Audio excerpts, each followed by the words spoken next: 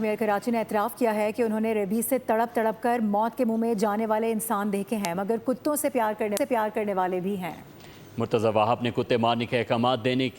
سے بھی صاف انکار کر دیا۔ سرکاری سطح پر کیا گیا فیصلہ کیا کہ کتوں کو نہیں مارا جائے گا، تاہم انہوں نے واضح کیا کہ حتمی فیصلہ بلدیاتی حکومت کرے گی۔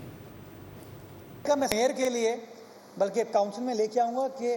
میئر، ڈپٹی میئر اور ایم سی کے لیے اورنگی ٹاؤن میں 80 گز کا مکان بنائے، تاکہ وہ جو لوگ الزام لگاتے ہیں نا کہ میئر کو پتہ نہیں ہوتا کہ غریب آدمی کیا فیس کر رہا ہے، سرکاری سطح پر یہ فیصلہ کیا گیا ہے کہ کتوں کو نہیں مارا جائے گا، ان کی نیوٹرنگ کی جائے گی۔ ریبیز کے پیشنٹس کی حالت دیکھی ہے میں نے، تکلیف ہوتی ہے، تو ایک طرف وہ لوگ ہیں جو اس طرح کی تکلیف میں، اور کچھ لوگ ہیں ایسے جو کتوں سے محبت کرتے ہیں۔ احتجاج آپ کا بنیادی ہے کہ آپ احتجاج کریں، لیکن سڑک کو بلاک کر کے جو ہمارے یہاں ایک کانسیپٹ آ گیا ہے نا کہ سڑک بلاک کرو اور احتجاج کرو، میں سمجھتا ہوں یہ غیر مناسب چیز ہے۔